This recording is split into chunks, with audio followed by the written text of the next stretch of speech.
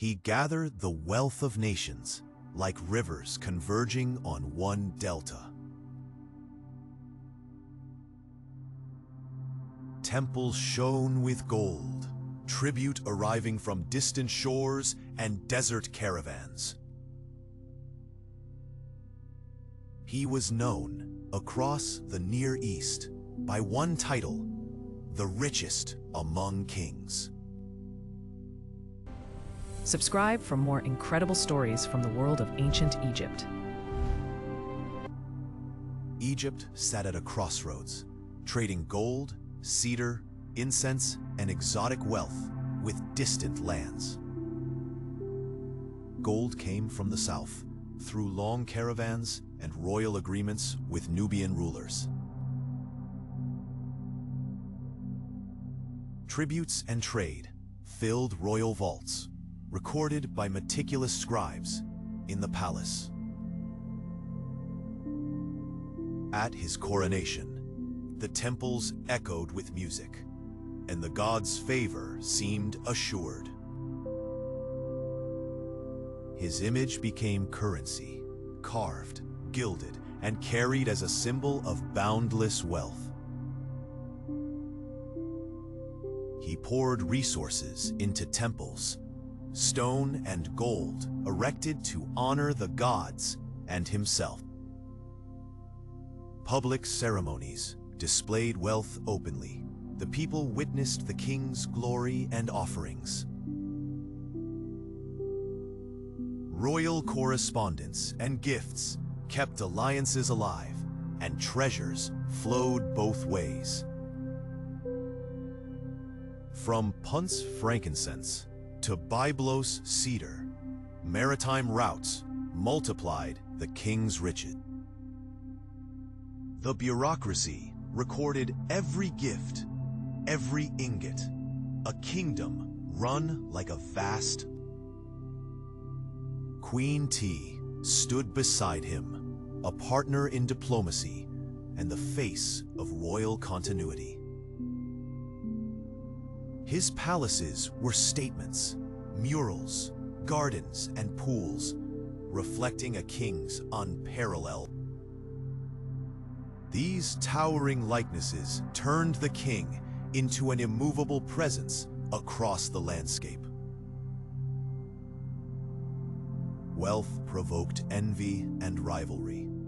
Diplomacy and gifts tempered what might have become war. A pharaoh's wealth was framed as divine favor, anointed by gods, supported by priests. Luxury industries thrived under royal patronage, producing objects fit for gods. The Jubilee celebrated his power and wealth, a ritual renewal of kingship and prosperity. Grand projects required endless labor and materials, stretching the kingdom thin at times.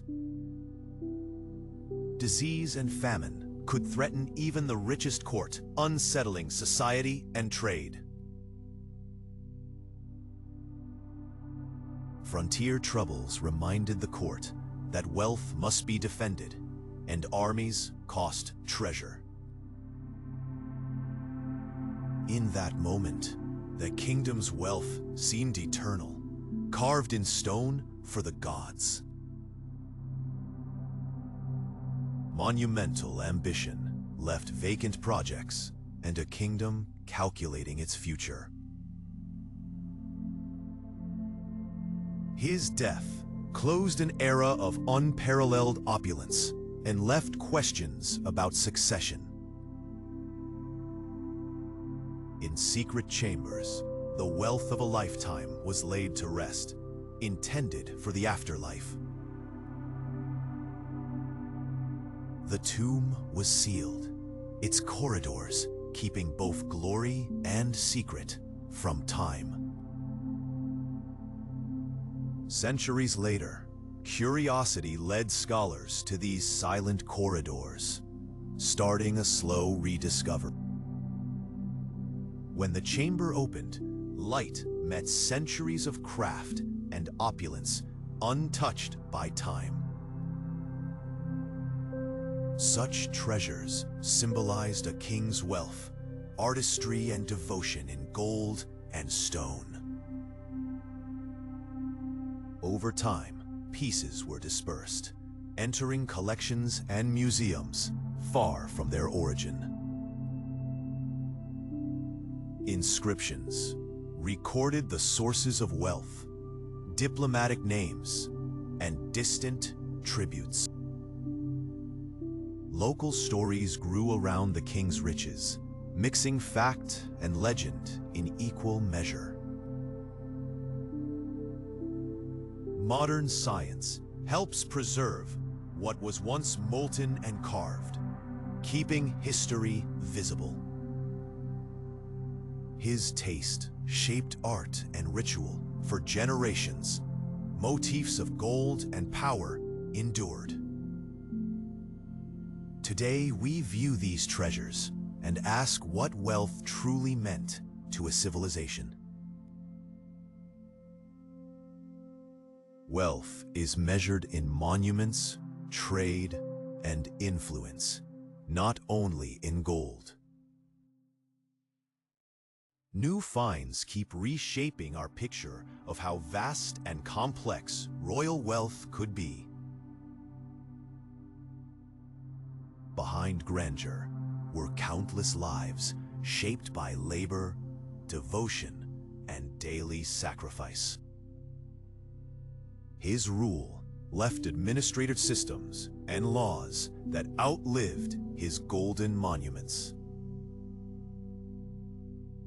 In stone, the story of his reign remains, a record of abundance and ambition.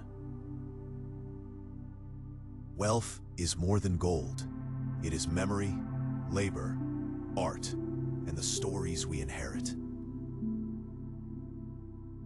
The king's legacy survives in art and ritual, inspiring makers centuries later. Scholars still argue, was he the richest in raw gold, cultural reach, or political power?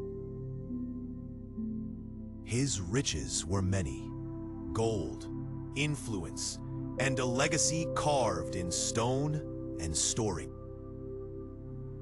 The past remains vibrant when we keep asking questions and preserving what we find. He may have been the richest, but his true fortune was the culture he helped define.